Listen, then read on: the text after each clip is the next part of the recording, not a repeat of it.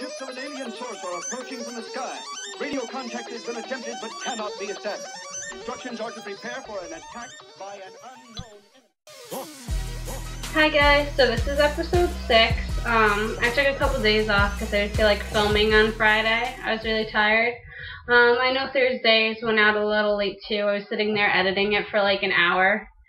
And the editing was still really crappy because my computer sucks. I mean, editing pretty much sucks to do on anything but a Mac, but the fact that I only have Windows Live Movie Maker makes it even worse. So, anyway, this is one of the diagonal forward cuts we did. I didn't blow her out very well, and she's a little flippy, but maybe you could see kind of the idea of what's going on. It's a little because of the way she's flipped, but you can see the angle. It angles downward, and then if you look at the back of her head, it kind of splits in the middle. Yeah, I'm sure things will get better as we go along. So, let's see. Friday was our test day, so we had our first test. I'm a good test taker though, so I didn't think it was bad at all. A lot of other people had a lot of trouble. The way that they do the test, there's a screen. It's kind of like a TV screen, but they use it as a computer monitor.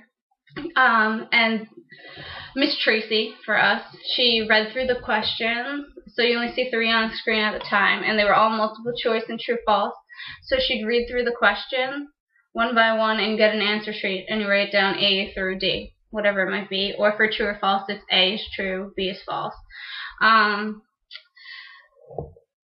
What really helped me, I found, read the chapters, because we didn't go over everything in class. Like, the DVD kind of skipped a bunch of parts in the chapters, so you might want to read through them to make sure you cover all the information. I used the vocabulary module online to help me study, and I also did the practice test, so that was helpful. A lot of the questions from the review questions and the practice tests are really similar. So yeah, she reads them out loud, and you write down the answers to them, and she'll go back if you want to at the end. But it's a lot easier, obviously, to use other questions to answer other questions if you have a paper right in front of you, or if we all had individual monitors. But you don't. And they've been doing that way for a while now, they said, and they don't see a reason why they would change it back. So, it's just something to think about, you know, in your decision. I don't think it should be a make or break thing, but if you're really bad at tests and you're really worried about it, you might want to figure it out. They will make exceptions if you have learning problems and stuff like that, but if you don't and you're just a bad test taker, then I think you're kind of shit out of luck. But okay, so I will tell you what we did on Friday. Oh yeah, see? There's my test. I hope the answers aren't the same. Probably not. But, so on Friday, this is something they give you. It's going to be hard for me to kind of show you. They sign off on all the different things you do. You date it, and they sign what you did. So, we did another diagonal forward. I think this happened on Friday. I apologize. I need to keep up with this. I'm not telling you guys I did the wrong things on the wrong days, but who knows? I completed one blowout finally in class, so that was nice. Got that signed off. Like I said, on Thursday, we did a curling iron set. So we did barrel curls from ends to roots. I'll show you how to do those with the curling iron. And we did another set of those on Friday. We did straightener stuff. So after we curled the head with all barrel curls, we went around and flat ironed it all out. They taught us how to do, like, if you want to flip the hair up, you flip it up. If you can flip it under. They taught us how to do the curls, the spiral curls with the straightener. You can also do barrel curls with the straightener. So I've only attempted one spiral curl with the straightener because I didn't get to that part. I told you, I'm a slow worker, but I'm going to attempt to show you guys how to do that today. I'm not going to do the whole head for you guys here. You'll get the idea after I do a couple examples, I think. I want to practice, but I don't feel like filming the entire time I'm practicing.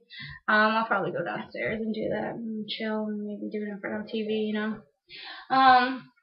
So it's important. What I'm finding too is self-care in this. You have to be really careful. Like, make sure you're eating, make sure you're staying hydrated, stay healthy, because if you're not sleeping a lot, like if you're going to school all day and then you're going to work, and you don't have any time for yourself. Like, I know I went to work yesterday. I went from 8:30 to 2, and I worked all week and went to school all week, so it's a little draining.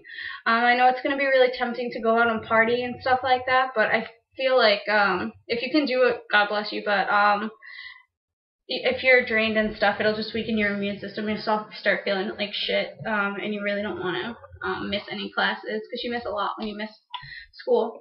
I don't think I have anything left to tell you guys really about as far as bookwork and just verbally in general. Next week we're starting chapter 7, which is trichology, which is kind of like the biology and disease states of hair and stuff like that. So we learn about psoriasis and scalp conditions and all this other great stuff. I haven't made it all the way through the chapter yet, so I don't know what else we learn, but I'll go over that more after we do it in class, which I think will be on Monday and Tuesday. This chapter seems kind of long, and there's a lot of information. So if you guys have any history with like biology or anatomy and physiology, or maybe even Latin, something that will give you a clue to the root of the word, I think it'll strongly help you out. I took anatomy and physiology in college, and I liked it. I'm a really science-oriented person, though, and I know a lot of people who are drawn to the cosmetology field are very creative and far more right brain than left brain. And, oh, by the way, my left and right is correct for me, but I have the camera settings mirrored, so what I'm doing there makes sense to me. But when I say right, it'll look like left to you if you were standing in my position. Anyway, yeah, so anatomy and physiology, I was really good at that, so I kind of, I don't know, I like the sciencey medical type stuff behind it, so it's kind of easily absorbed for me. I kind of want to be a holistic health practitioner later in life, but right now I'm working on doing a holistic, all-natural type of spa deal. So first, the cosmetology schooling. So I'm going to heat up my curling iron, and I'll show you guys some examples.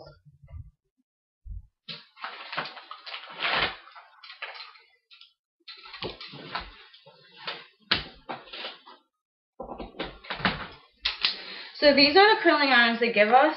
I think they're called Marcel's. They're actually really nice. So there's a lock on them for this part, because this can twist and roll. So what they have us do is they have you practice rolling them. You're supposed to open them with your fingers. So you can do it with your just one finger. However, you can open this, the barrel. So we practiced rolling them forward and then flipping them open and closed. And then we practice the rolling them backwards, flipping them open and closed, because that's what you have to do to twist the hair. You practice with it locked first, because it's actually more difficult, I find, to do locked. So then you unlock it, and you can start practicing that too. So you roll backwards, open, close, roll forwards, open, close. Your thumb is supposed to be around the barrel, and your other fingers do the open and closing. There's no tip to this, so you don't want to touch that. You get very hot. I actually burn it myself. You can't really, I don't know if I can show you guys with the way the light is, but I have a burn on my hand and a burnt like part of my finger too. So a little hazard is, you know, doing this stuff. There's different temperature settings on here too. So I've been using pretty much the hottest, just because it's the easiest to get the curl to stay, and this isn't a real person, so I'm not really worried too much about damage.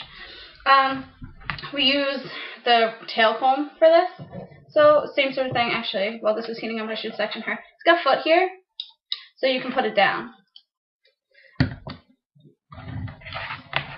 You can section with either comb. I usually section with the comb I use for whatever I'm doing. I don't think it really makes a difference, because most combs all work the same. So let's see. You'll see some more sectioning, but again, what I have to do for curling, sectioning wise, is the same as blow drying, so I'm not going to do the 4 sections again. If anyone really wants to see me go through the 4 sections, sectioning all 4 quadrants of the hair, then You can let me know to post it. Maybe I'll do it just one day in my free time if I'm bored, if I want to practice sectioning. I doubt it. Sectioning is not really fun, but it's extremely important because if your sections are off in a haircut, the whole haircut will come out wrong. Because you have to make your fingers parallel to the parting, and if the parting is incorrect, the whole haircut will come out wrong. So it is important. So I don't mean to like sound like it's an insignificant thing or an annoyance. It's kind of annoying, but it's extremely important.